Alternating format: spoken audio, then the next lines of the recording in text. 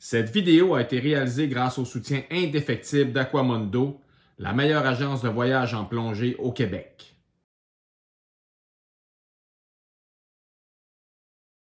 En tout cas, quand on vient au port je ne me rappelle jamais du nom de ça, Puerto Ayaro, quelque chose, puis on veut s'asseoir sur un banc, bonne chance, parce que les bancs ici, ils sont vraiment bien occupés.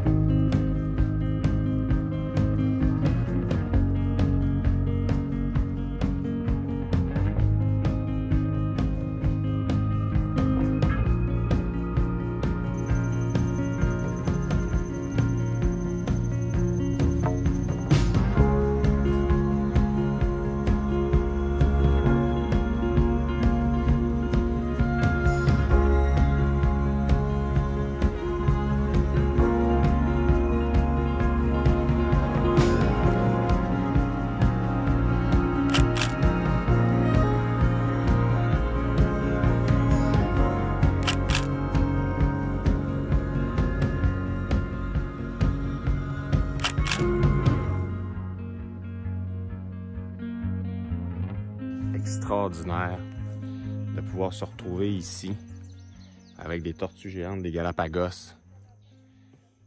Ils sont vraiment pas farouches, hein? On comprend. Regardez ça.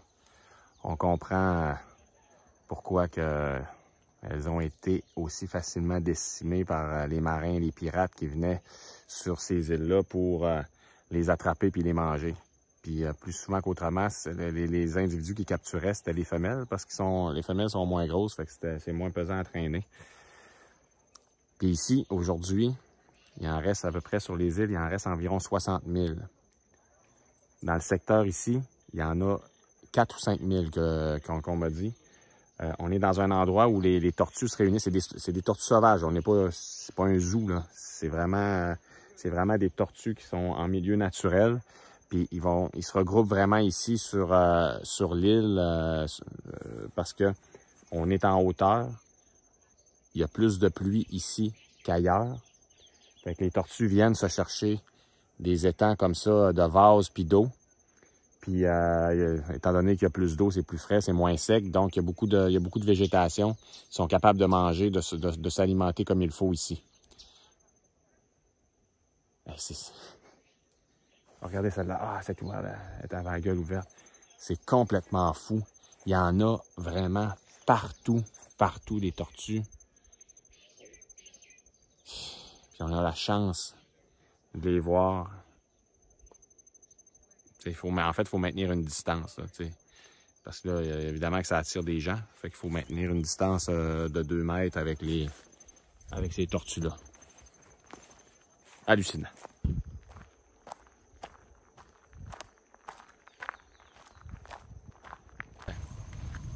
Il est gros en tabarouette, hein?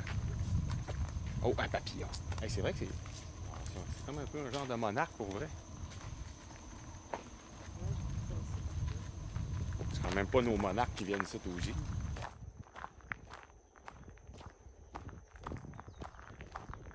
Alors qu'on s'affairait à observer une tortue ou une autre, notre guide nous a interpellés.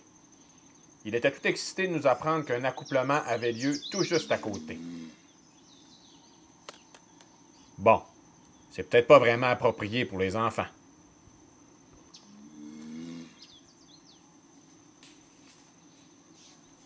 Ça reste quand même un événement porteur d'avenir, puis qu'on voit pas très souvent.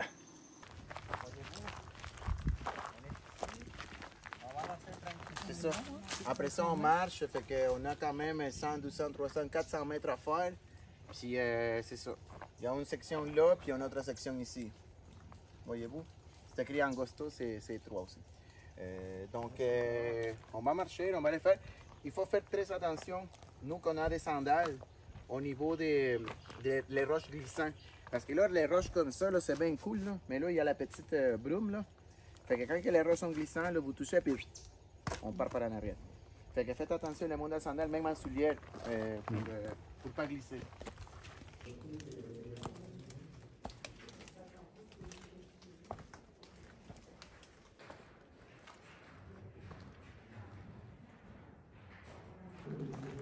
Là, on est dans un tunnel de lave. C'est la lave qui a créé cette structure rocheuse-là. Puis on est vraiment chanceux, notre groupe, de pouvoir y accéder, parce que c'est pas une attraction touristique. C'est un privilège vu que la personne qui nous guide connaît le propriétaire du terrain. C'est qu'on a la chance extraordinaire de voir ça. C'est un tunnel de lave.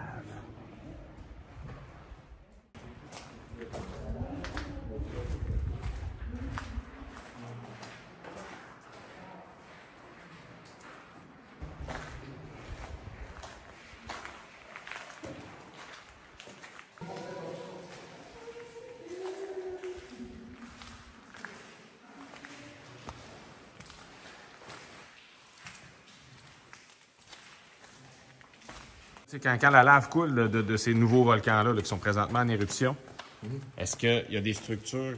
Est-ce qu'il y a du monde qui va les voir, des chercheurs, pour voir les structures qui se créent? Y a-t-il des structures similaires à celle-ci qui se créent là-bas? Ou... Mais à date, ils n'ont pas trouvé d'autres. Non? OK. Non. Qu'est-ce qu'ils ont trouvé? C'est des structures comme ça, mais sous-marins. Sous-marin. Oui. OK. Oui.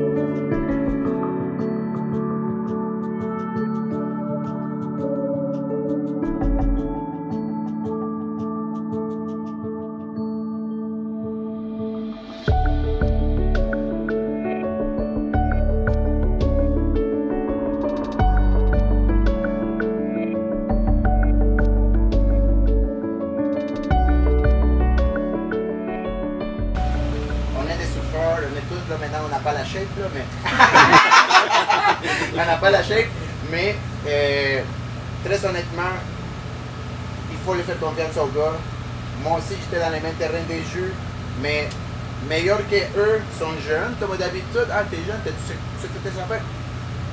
Fais-les confiance, s'il te plaît. C'est les meilleures personnes que vous ne pouvez pas avoir au Galapagos pour faire la progrès sous-marine à Wolf et Darwin. Les gars, ils travaillent pas juste dans ces bateaux-là, ils travaillent pour la compagnie Master. C'est des bateaux de croisière encore plus de haute gamme avec la petite plume qui s'appelle les croisières. On les a débarqués de là pour vous que vous en profitez de la meilleure plongée possible au Galapagos. Là, on se déplace avec les bateaux. Tout l'itinéraire, comme je l'avais dit depuis le début, ça dépend vraiment du parc national Galapagos. Mais une fois qu'on est décollé, on est décollé. On m'arrange pour que ça marche. D'accord?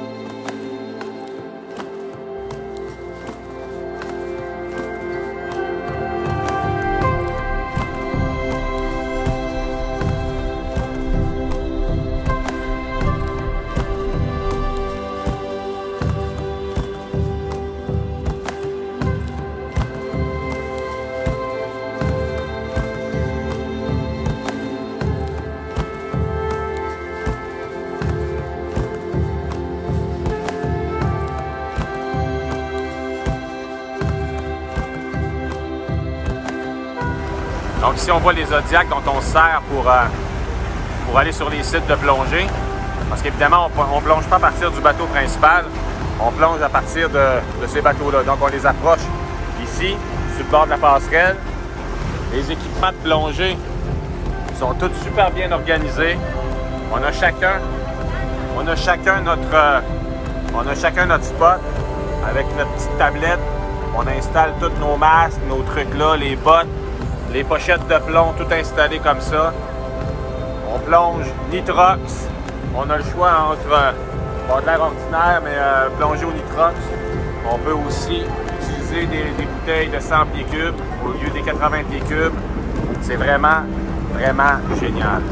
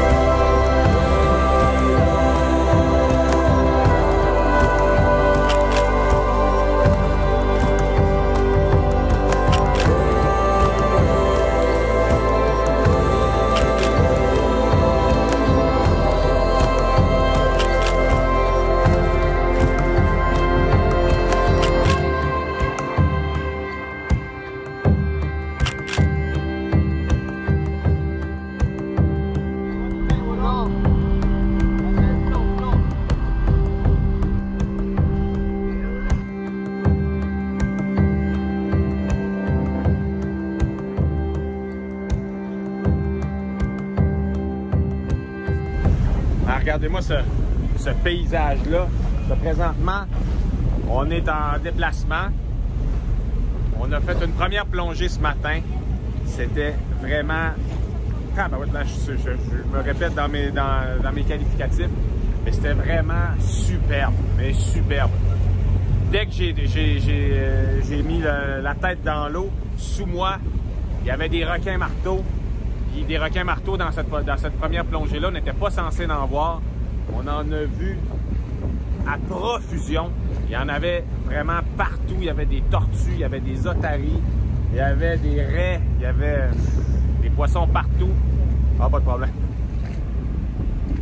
Ça donne... Puis là, c'est ça. Là, on a fait cette première plongée-là. Et là, présentement, on est en train de se déplacer pour le deuxième site de plongée de la journée. À l'avenir, on va faire 4 plongées par jour. Aujourd'hui, on en fait seulement 2 parce qu'il fallait venir, fallait mettre de l'essence, puis on a un déplacement à faire pour l'autre site. C'est 2-3 heures de bateau avant d'arriver à l'autre endroit.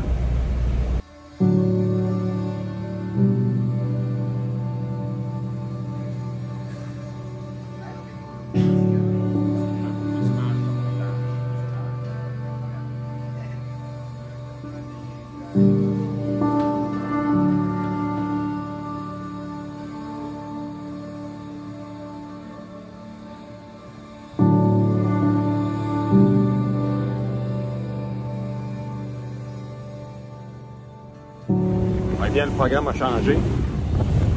Il semblerait que avec l'heure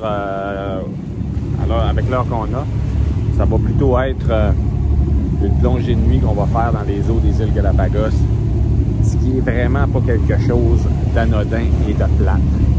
On s'entend que ça va être génial, ça, la nuit, hein, dans les océans, les mers, les animaux entrent en activité, c'est toujours les meilleurs moments pour les observer en période d'alimentation.